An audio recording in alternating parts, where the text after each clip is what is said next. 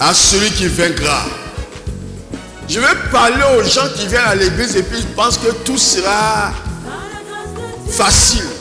Il y a quelqu'un contre lequel tu es en train de te battre. Et bizarrement, la personne avec laquelle tu es en train de te battre là, elle est invisible. Ton palabre là, c'est trop grave. Nous sommes en palabre avec quelqu'un que nous ne voyons pas. Donc ça veut dire que si nous sommes en palabre avec quelqu'un que nous ne voyons pas, ça nous demande rien possible. Et puis être beaucoup vigilant. Parce que tu ne sais pas s'il est dans ton dos, il est devant toi, il est à ta droite ou il est à ta gauche parce que tu ne le vois pas. Alléluia.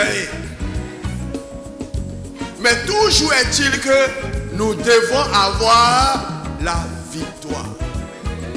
Toujours est-il que dans ce combat-là, nous sommes amenés à vaincre. Alléluia. À celui qui vaincra. Comme dit à celui qui vaincra, qu'est-ce que vous pressentez derrière? C'est vrai qu'il y a un combat à mener. Mais quand vous dites à celui qui vaincra, c'est qu'il y a une récompense. Acclamons le Seigneur. Alléluia. C'est que le combat que nous sommes en train de mener là, la bataille que nous sommes en train de mener n'est pas une bataille comme ça. Il y a une récompense à la fin. Mais pour celui qui va gagner, pas pour la personne qu'on va gagner. Alléluia. Et c'est de ça que nous allons parler ce matin. Je sais qu'avec Jésus, il y a une récompense pour celui qui va gagner. lui, j'ai la victoire. Mais celui qui ne gagnera pas, il n'a pas de récompense. Gloire à Jésus. Tu es un ring. Comme tu étais boxé. On donne la quoi? La ceinture à celui qui a été victorieux. Alléluia. Donc je voulais voir ici des Mohamed Ali spirituels. Est-ce que je parle à quelqu'un? Tu dois vaincre. Alléluia. Amen. Pour vaincre, si tu es timoré, si tu es nonchalant, si tu es fatigué, tu n'auras pas la victoire. La victoire appartient à ceux qui s'entraînent. Voilà, à ceux qui s'entraînent, qui esquivent les coups et puis qui donnent. La victoire appartient à ces personnes-là. Donc toi, tu as ce comportement-là, ils t'ont frappé déjà. Vous allez voir celui qu'on a vaincu là, où il s'en va. On voit tout ça ce matin. Voilà pourquoi la vie chrétienne, ce n'est pas un jeu. Dis à quelqu'un, la vie chrétienne, ce n'est pas un jeu. Alléluia. La vie chrétienne, ce n'est pas un jeu. Ce n'est pas de la plaisanterie non plus. Alléluia. Allons-y prendre comme lecture publique Apocalypse 3, verset 4, verset 5. Cependant, tu as Assad, quelques hommes qui n'ont pas souillé leurs vêtements. Ils marcheront avec moi en vêtements blancs, parce qu'ils en sont dignes.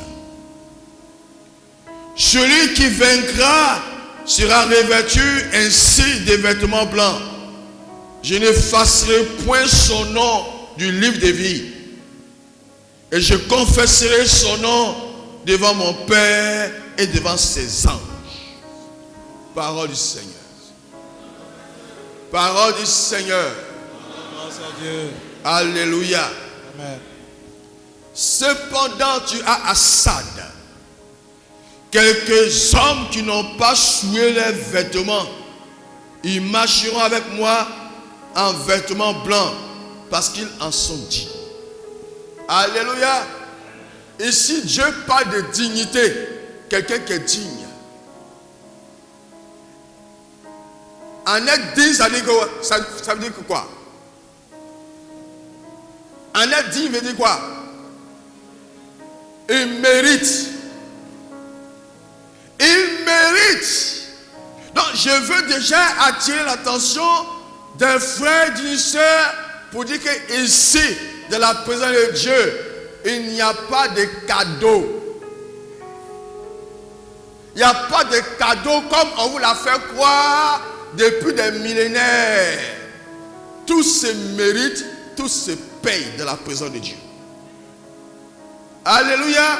Il y a un prix pour toutes choses. Dans la présence de Dieu, il y a un prix pour toutes choses.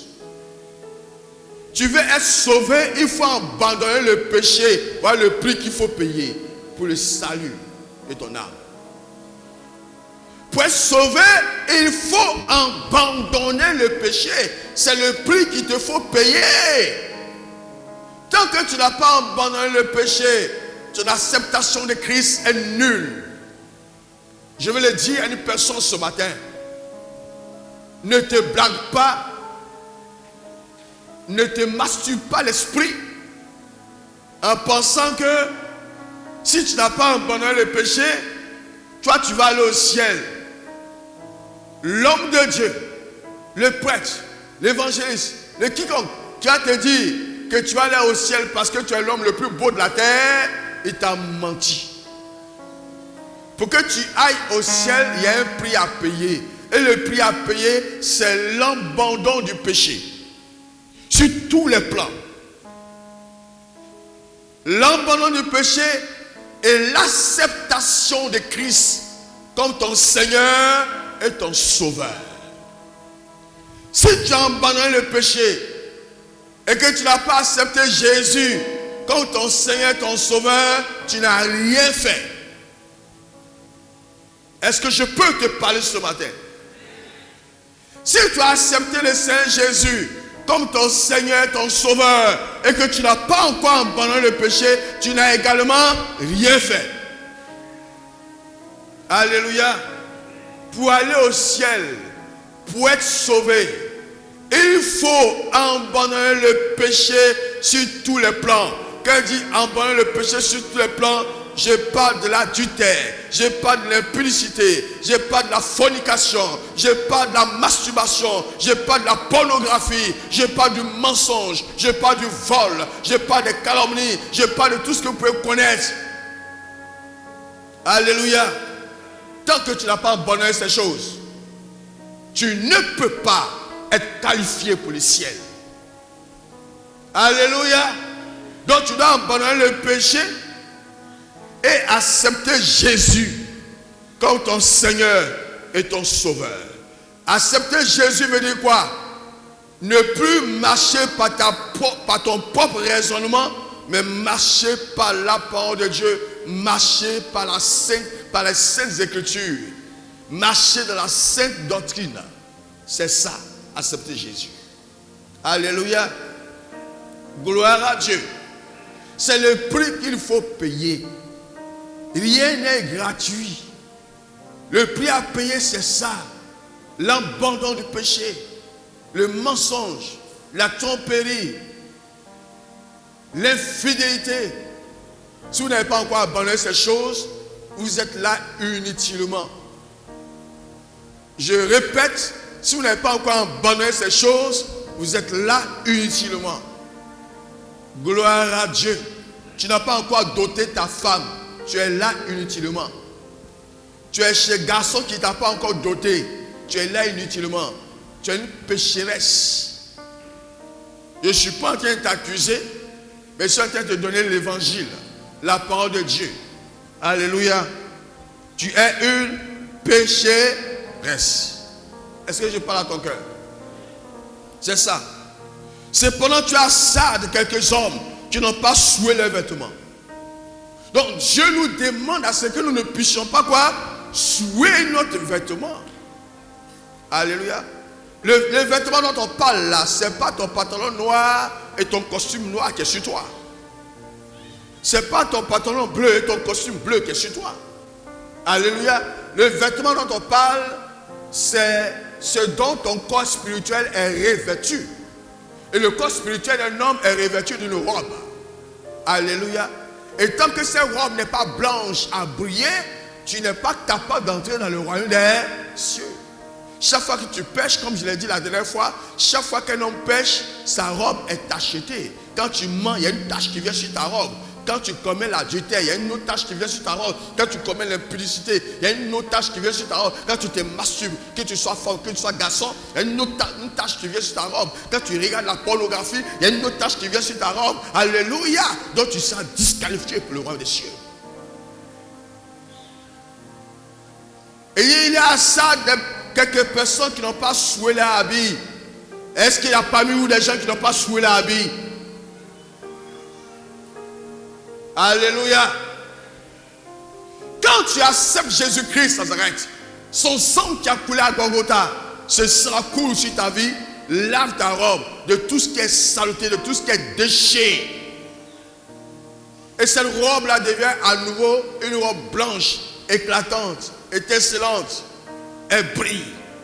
Parce que Jésus t'a lavé par son sang. Mais quand Jésus a fini de laver par son sang, est-ce que tu as maintenu cette robe-là blanche? Non. Quand tu commets un péché, cette robe se salit à nouveau. Quand tu es dans la convoitise, cette robe-là se salit à nouveau. Quand tu ne viens pas à l'heure au culte, cette robe-là se salit à nouveau.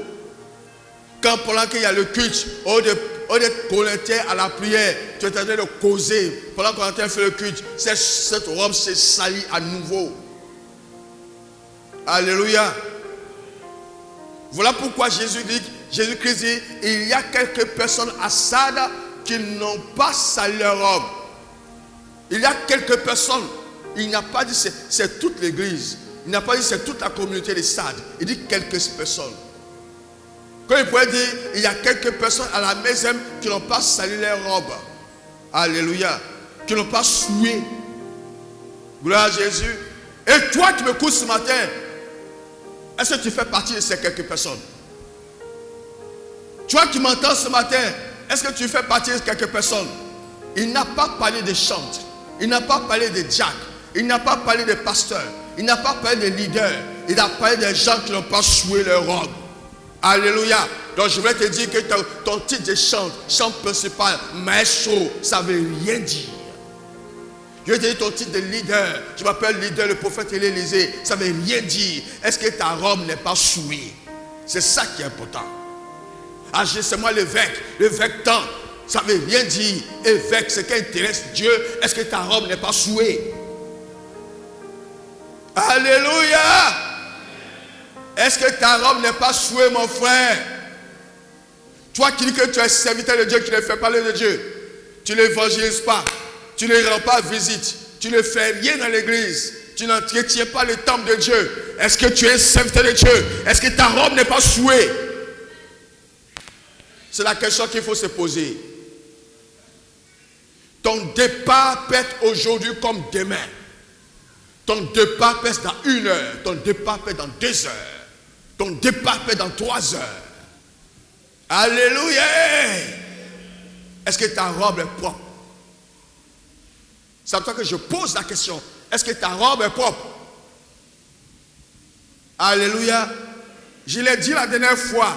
Une fois que tu nais, c'est que tu es prêt à mourir. Tu es déjà qualifié pour la mort. Excuse-moi, mais tu es déjà qualifié pour la mort. Tu es déjà en finale. Tu es déjà en finale. Ça te fait rire, mais c'est la vérité. Tu es déjà en finale. Et le sélectionneur s'appelle Jésus-Christ de Nazareth. Il peut te sélectionner à n'importe quel moment. Il peut te sélectionner à n'importe quel moment. Le sélectionneur s'appelle Jésus-Christ Nazareth. C'est lui qui t'a fait rentrer sur l'air des jeux. Et l'air des jeux, c'est le monde. Il t'a fait rentrer peut-être en 1970. Et tu dois jouer pendant un certain nombre de temps. Et quand ton temps va arriver, il te fait sortir pour te remplacer par quelqu'un d'autre. Tu ne sais pas? Alléluia! Est-ce que je parle au cœur d'une personne ce matin? Quel est l'état de ta robe? Quel est l'état l'état de ta robe, mon ami, toi qui continues de mentir? Quel est l'état de ta robe, toi qui continues de convoiter la femme de ton frère? Quel est l'état de ta robe, toi qui continues de comploter contre les autres? Quel est l'état de ta robe, toi qui es rempli de jalousie? Quel est l'état de ta robe, toi qui es rempli de rancune? Quel est l'état de ta robe, toi qui as envoyé ta femme pour une autre femme? Quel est l'état de ta robe, toi qui ne donnes pas à manger à tes enfants? Tu es papa bonheur dehors, mais tes enfants sont affamés à la maison. Quel est l'état de ta robe? Est-ce que je peux te poser cette question? Alléluia. Quel est l'état de ta robe? Fais-tu partie des gens que Jésus-Christ a trouvés à Sade? Fais-tu partie de ces personnes dont la robe n'a pas été souillée? Alléluia.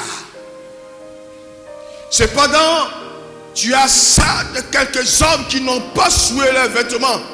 Ils marcheront avec moi en vêtements blancs parce qu'ils en sont dignes. Ils n'ont pas souillé leurs vêtements, donc ils marcheront avec le Seigneur en vêtements blancs. Est-ce que toi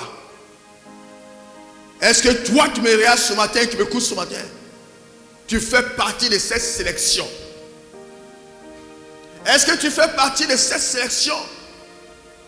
Toi qui continues de te cacher pour fumer, tu fais partie de cette sélection. Toi qui te caches pour aller boire du koutoukou, la boisson flattée, tu fais partie de cette sélection.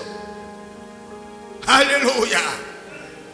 Toi qui continues de frapper ta femme à longueur de journée, tu fais partie de cette sélection. Tu cries alléluia, Hosanna, Hosanna. Mais à la maison, tu frappes ta femme, elle pleure. Elle sanglote à côté de toi. Tu fais partie de cette sélection. Toi, tu te masturbes. Tu fais partie de cette sélection. C'est à vous que je parle. Alléluia. Alléluia. Je vais attendre ton amen, bien-aimé. Toi qui as pris grossesse avec un homme qui n'est pas ton mari, tu fais partie de cette sélection. Tu as écouté, tu as entendu l'évangile, mais quand même tu as pris grossesse avec quelqu'un dont on ne connaît même pas d'où qui vient. Il ne t'a jamais doté, tes parents ne le connaissent même pas. Vous êtes croisés derrière la clôture et puis il t'a enceinté. Est-ce que tu fais partie de cette sélection?